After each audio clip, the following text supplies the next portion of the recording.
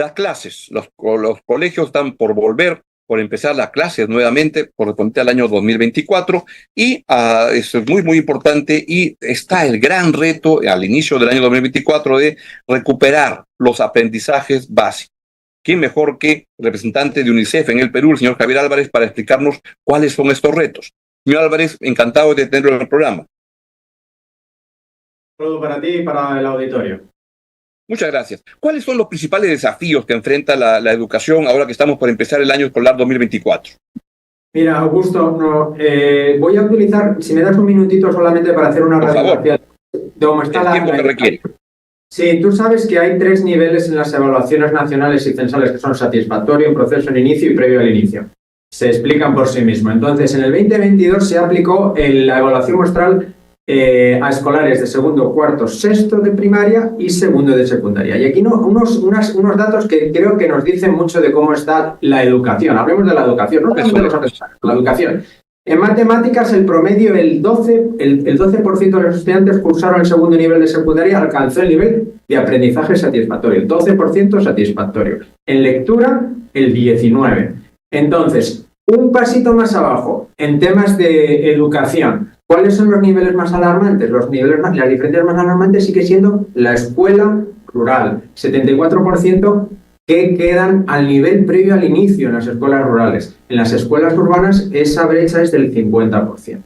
Entonces, y la última, un pasito más adelante, metiendo quizás la lupa, el zoom, ¿no? Esto, ¿qué es lo que nos dicen? La diferencia entre la escuela pública y la escuela privada. El 38% de cada estudiante de más alto nivel, 38% sí alcanza ese nivel satisfactorio, pero solamente el 7% de los niveles más bajos. Entonces, radiografía de la educación en Perú. ¿Dónde tenemos un problema? Tenemos un problema en las escuelas semiurbanas, periurbanas, rurales y las escuelas públicas. Entonces, ¿cuántos niños van a este tipo de escuelas en Perú?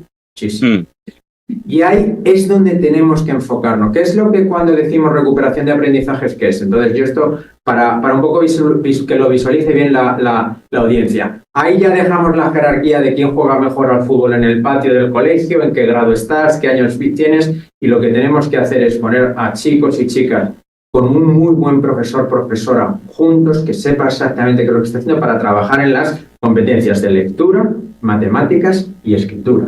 Y ahí yo veo que tú, por ejemplo, tienes una nutrida biblioteca detrás de ti, ¿no? Y hacer que el niño o la niña que está en ese grupo sea capaz de agarrar un libro de César Vallejo y le permitamos esa emoción de los versos de César Vallejo. Que sepa hacer las reglas básicas de la multiplicación, la suma, la resta, las divisiones. Yo creo que eso es muy, muy importante, porque te he oído en tu comentario político hablar de la seguridad. Yo sé que la educación es un factor mitigante. Pero ¿qué tal si invertimos mal en educación y pensamos también que la educación es una solución para la situación de... Por supuesto. Entonces, yo creo que estamos todos con la misma agenda, todos entendemos, los hacedores de políticas, los congresistas, el Ejecutivo, entendemos lo importante de la educación. Hay que matricular a los niños, hay que hacer que permanezcan en la escuela y hay que tener buena escuela para estos chicos y chicas. Claro, ¿y cómo observas en este contexto, con ese diagnóstico, el inicio de las clases en este año? ¿Dónde están los principales problemas?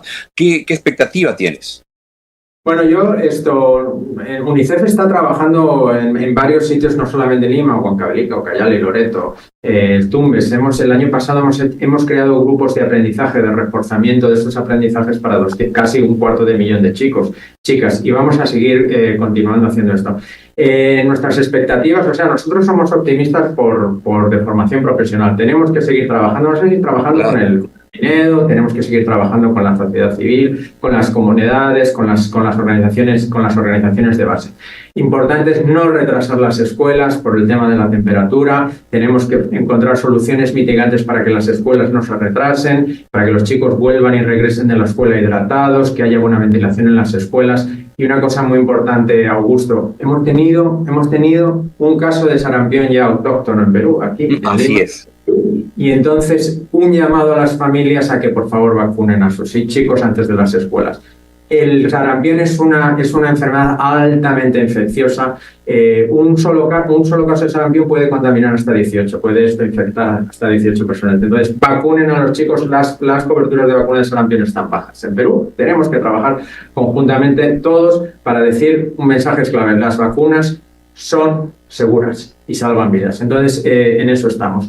¿Qué más necesitamos hacer? Necesitamos, por supuesto, ejecutar los presupuestos de educación que existen. Necesitamos ejecutar los presupuestos de educación que existen para que la calidad docente sea la pertinente, para que cuando el chico se levante de la casa, salga emocionado a ir a la escuela. ¿Quién no ha tenido un maestro? ¿Quién no ha tenido una maestra que le ha dado esa emoción, que le ha dado esa motivación, que le ha dado esa capacidad crítica de pensar? Eso es muy importante. Entonces, nosotros vamos a seguir trabajando, como te digo, con el MINSA. Nosotros incluso pedimos el apoyo de toda la sociedad peruana. Ahí en nuestra página web unicef.p.org recibimos donaciones, porque la educación es la herramienta principal, el ascensor social en el que todos creemos. Augusto. Javier, ¿y el Perú está metido en el proceso de ser aceptado en la OCDE? Y educación es un área importante en eso. ¿Cuán cerca estamos, cuán lejos estamos de cumplir los estándares que se solicitan para poder entrar? Yo creo que va a ser un proceso arduo en el que el Minedu ya está metido. Va a ser un proceso de revisión de políticas públicas, y lo que vamos a tener que trabajar todos muy conscientemente es en esa calidad educativa. La calidad educativa solamente la vamos a conseguir si hay una inversión presupuestal acorde al tamaño tanto de la población docente como de la población estudiantil, y que los indicadores de calidad se cumplen.